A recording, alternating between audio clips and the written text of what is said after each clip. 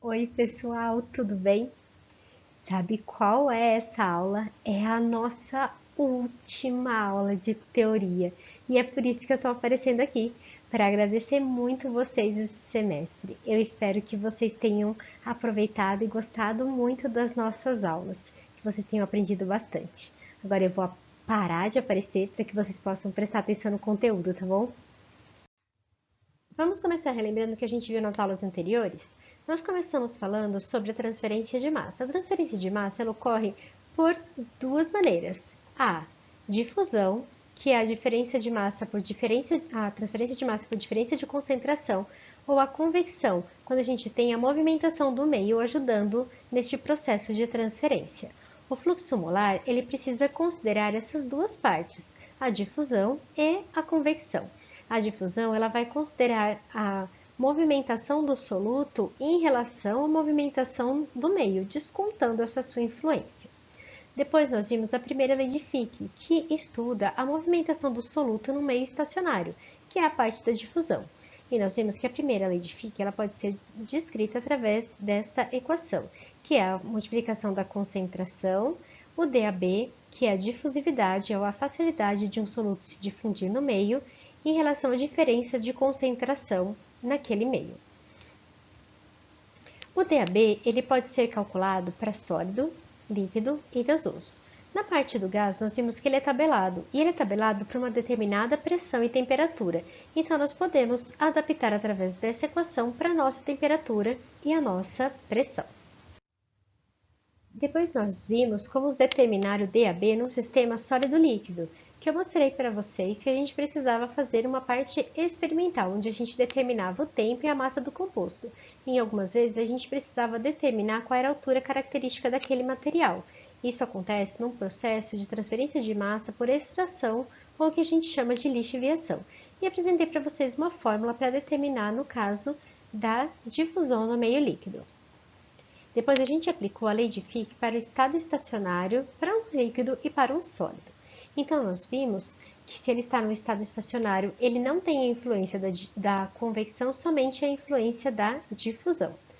Nós determinamos a lei da conservação da espécie e vimos que o que entra menos o que sai, mais o que é gerado dele, é igual ao acúmulo. E vimos, então, que a equação tridimensional para difusão no meio estacionário é esta apresentada para vocês. Depois nós trabalhamos num regime estacionário sem reação química e unidimensional. Então a gente tira duas dessas partes da equação, sem reação e regime estacionário não tem variação com o tempo. E nós fizemos em todas as condições de contorno essa determinação. Então o fluxo ele é o DAB dividido pela espessura que ele vai passar, vezes a diferença de concentração que a gente tem do soluto naquele meio. E nós também determinamos o fluxo total, quando a gente considera a área total no qual ele vai fazer essa transferência. Então, esse primeiro aqui seria um fluxo específico, que seria por área, e esse daqui é na área total do material que a gente tem. E na nossa última aula, nós trabalhamos com a parte de difusão no meio reacional. Então, podia ser uma reação heterogênea, quando a gente tinha uma parte sólida e o fluido passando sobre ele, e nós determinamos que o fluxo no ponto zero, nessa partezinha aqui onde ocorre a reação, que seria a superfície do catalisador, é determinado por essa fórmula, e a gente consegue determinar qual que é a fração do componente A, que é o nosso soluto, em qualquer parte dele, através dessa equação daqui, ou no ponto zero, sempre em relação à distância que a gente tem. Nós vimos também a difusão com reação homogênea, que é quando a reação ela vai ocorrendo no meio que a gente tem, num filme que a gente chama. Então, ali determinamos várias equações de fluxo. Essa primeira aqui, que está aparecendo, ela pode ser determinada em qualquer ponto desse nosso sistema. Essa daqui, a gente determina no ponto zero, que é onde ele está saindo aqui em cima.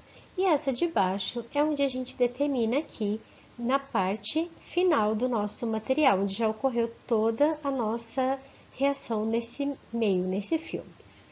Para a gente determinar a concentração em qualquer ponto, a gente utiliza esta equação, E para a gente determinar a concentração no ponto final, a gente utiliza essa expressão aqui. E o que a gente viu? Que a gente pode substituir essa expressão aqui para poder determinar o fluxo na saída final do processo de transferência de massa com reação no meio que ele está passando. E para a gente determinar o M, a gente utiliza esta expressão aqui. Nos dois casos, a gente utilizou como exemplo uma reação de primeira ordem, que seria aquela mais fácil da gente trabalhar na mão. As outras a gente precisaria de uma matemática um pouco mais elaborada para poder determinar. Na aula de hoje, nós vamos ver a difusão descontínua em interfaces. Calma, parece uma coisa complicada, mas não é não. Vamos lá. Bom, quais são os tipos de difusão que ocorrem de maneira descontínua em interface? A primeira é a evaporação ou a sublimação. Então, a gente tem uma superfície, que é um sólido ou um líquido, e ela vai mudar de fase, vai passar para a fase gasosa. A outra é a solubilidade, então ela vai passar para a fase gasosa para um meio, que pode ser líquido ou sólido. E a terceira é a evaporação em coluna. Se vocês repararem, nos três casos a gente tem a difusão numa única direção. Vamos então aplicar o balanço de massa. Vamos fazer a partir da equação da conservação das espécies que a gente viu anteriormente. Vamos considerar algumas premissas. Bom, nos três casos, e principalmente na coluna, a gente está trabalhando numa situação unidimensional, então a gente não tem esses dois termos. É apenas uma difusão, a gente não tem reação, então não tem esse termo também. E a gente está trabalhando no estado estacionário, não tem variação com o tempo, então a gente não tem esse ponto aqui. E a nossa equação se resume a isso. Vamos precisar considerar algumas premissas. Nós vamos considerar que a superfície ela é impermeável e que os fluxos eles são constantes. Então, tanto quando a gente estiver falando lá no topo, se a gente estiver falando da coluna ou na superfície, nos três casos, a gente tem o fluxo constante. Vamos começar falando da evaporação e sublimação, que seria o caso onde a gente tem uma superfície líquida ou sólida e a espécie vai passar para a fase gasosa. É a mesma coisa que acontece na destilação, que a gente estuda lá no 7º semestre em operações unitárias. Aqui a gente vai aplicar a lei de Raoult, que diz pra gente que a pressão da solução ela é a fração daquele componente vezes a sua pressão se ele fosse puro, que a gente chama de pressão de saturação. E essa vai ser a condição dele se a gente estiver falando aqui na superfície, a sua própria pressão de saturação.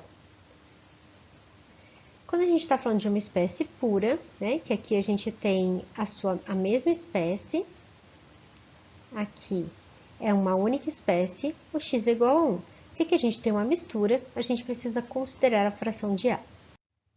Quando a gente estiver falando da solubilidade de gases em líquidos e sólidos, a gente vai ter uma outra situação, que é o mesmo que acontece na absorção.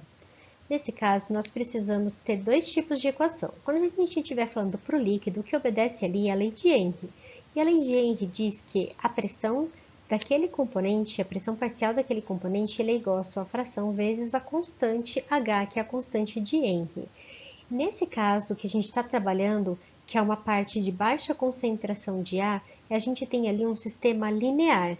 Então, ele depende praticamente só da pressão e muito pouco da temperatura.